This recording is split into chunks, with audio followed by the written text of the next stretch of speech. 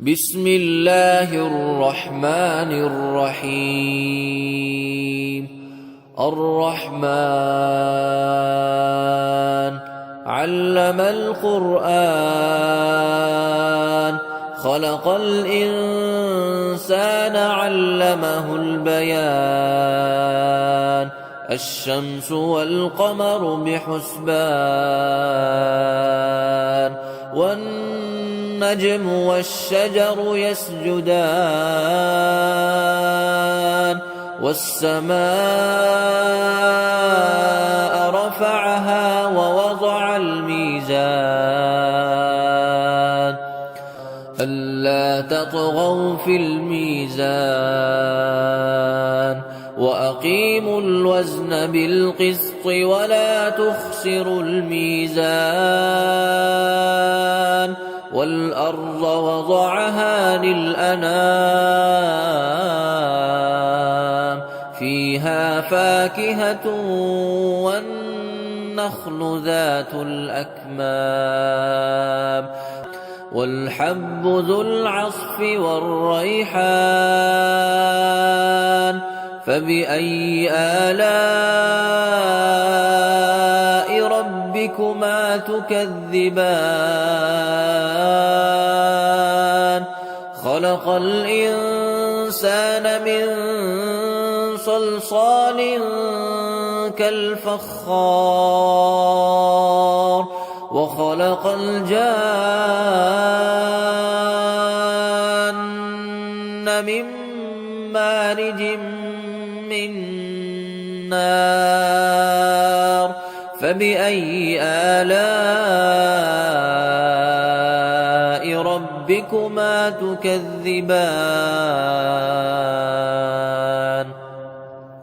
رب المشرقين ورب المغربين، فبأي آلاء ربكما تكذبان؟ مرج البحرين يلتقيان، بينهما برزخ لا يبغيان. فبأي آلاء ربكما تكذبان؟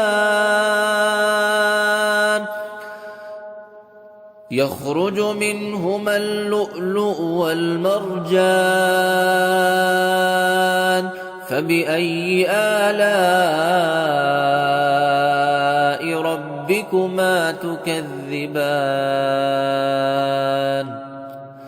وله الجوار المنشآت في البحر كالأعلام، فبأي آلاء ربكما تكذبان؟ كل من عليها فان، ويبقى وجه ربك ذو الجلال والإكرام.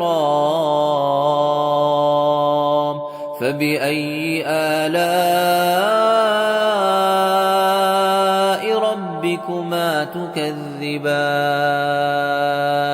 يسأله من في السماوات والأرض، كل يوم هو في شأن. فبأي آلاء ربكما تكذبان؟ سنفرغ لكم أيها الثقلان، فبأي آلاء ربكما تكذبان؟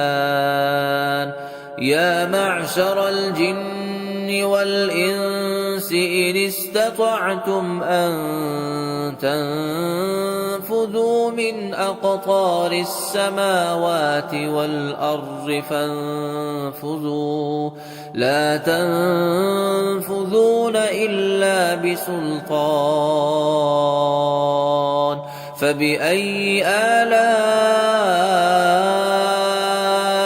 ربكما تكذبان؟ يرسل عليكما شواظ من نار ونحاس فلا تنتصران فبأي آلاء ربكما تكذبان فإذا انشقت السماء فكانت وردة كالدهان فبأي آلاء ربكما تكذبان فيومئذ لا يسأل عن ذنبه إنس ولا جان فبأي آلاء ربكما تكذبان يعرف المجرمون بسيماهم فيؤخذ بالنواصي والأقدام فبأي آلاء ربكما تكذبان هذه جهنم التي يكذب بها المجرمون يطوفون بينها وبين حميم آن فبأي آلاء ربكما تكذبان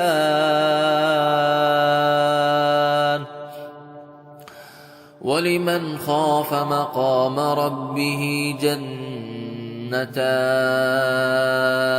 فبأي آلاء ربكما تكذبان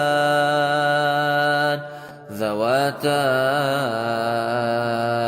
أفنان فبأي آلاء ربكما تكذبان فيهما عينان تجريان فبأي آلاء ربكما تكذبان فيهما من كل فاكهة زوجان فبأي آلاء ربكما تكذبان متكئين على فرش بطائنها من استبرق وجنى الجنتين دان فبأي آلاء ربكما تكذبان فيهن قاصرات الطرف لم يطمثهن إنس قبلهم ولا جان فبأي آلاء ربكما تكذبان كأنهن الياقوت والمرجان فبأي آلاء ربكما تكذبان هل جزاء الإحسان إلا الإحسان فبأي آلاء ربكما تكذبان ومن دونهما جنتان فبأي آلاء ربكما تكذبان مدهامتان شتان فبأي آلاء ربكما تكذبان فيهما عينان نضاختان فبأي آلاء ربكما تكذبان فيهما فاكهة ونخل ورمان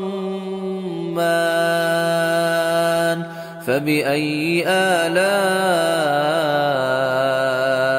ربكما تكذبان فيهن خيرات حسان فبأي آلاء ربكما تكذبان حور مقصورات في الخيام فبأي آلاء ربكما تكذبان لم يطمثهن إنس قبلهم ولا جان